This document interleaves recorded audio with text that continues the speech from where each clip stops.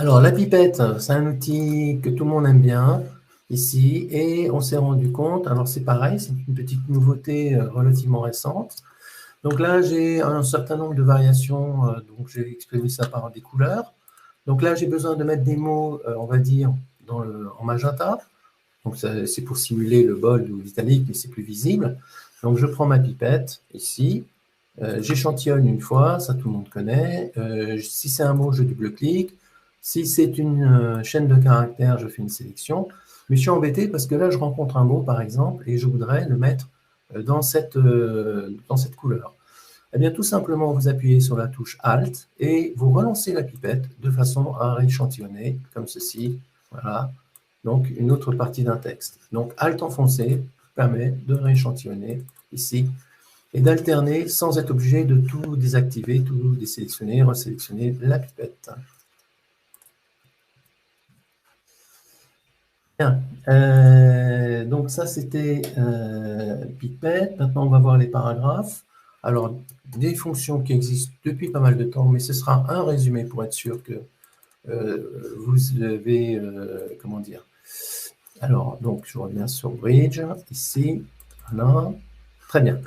Alors, effectivement, voilà, hein, c'est pour faire un petit récapitulatif. Il ne faut pas oublier que ces fonctions existent. C'est-à-dire, ici, la possibilité d'étendre un paragraphe sur 2 colonnes. On est sur du 2 colonnage.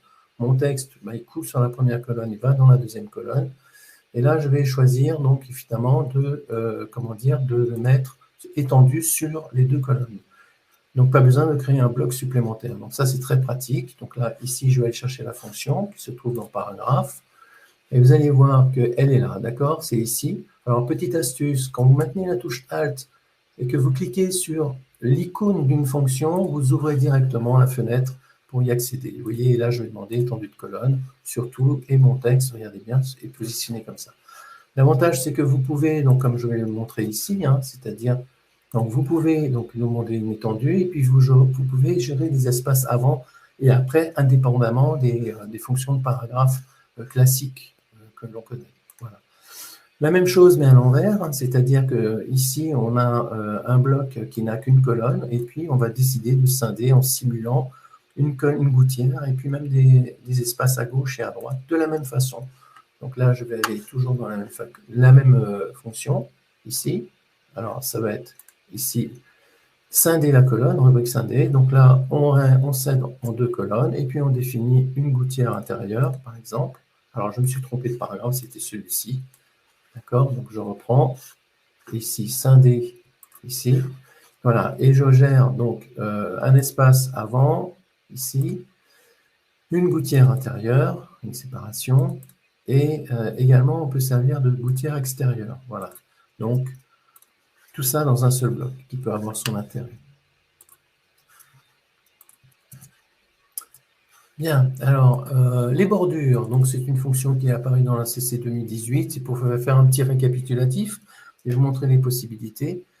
Donc, sur les bordures et les arrière-plans. Alors, ici, on a 3 paragraphes qui se suivent, ici, et qui ont en fait une bordure commune, en fait. Chacun a la même bordure. Alors, ça, c'est important de vous expliquer quelque chose, puisque vous connaissez. Donc, c'est pareil, je vais aller dans la fonction de bordure, donc qui est là, je maintiens la touche Alt, et j'accède ici à bordure. Et effectivement, ce qu'il faudra noter, c'est que fusionner, c'est la fonction qui permet donc effectivement de fusionner la bordure ici. Et il faut faire attention, parce que si vous changez la couleur, il considère que c'est une autre bordure, donc il ne fusionne pas. Voilà. Alors, on manipule bordure et donc arrière-plan. Donc arrière-plan, c'est une fonction que vous allez retrouver, mais vous devez la connaître pour beaucoup d'entre vous. Ici, c'est la même chose. Donc, c'est sur un paragraphe qu'on introduit. Donc, en application, on peut voir ici que on fait des bordures, regardez bien, comme ceci. On peut gérer des bordures très particulières. Là, sur une seule condition, évidemment, parce que la limite, c'est le paragraphe, c'est que vos blocs soient, comment dire, parfaitement adaptés au contenu du texte. Et ça fonctionne très bien.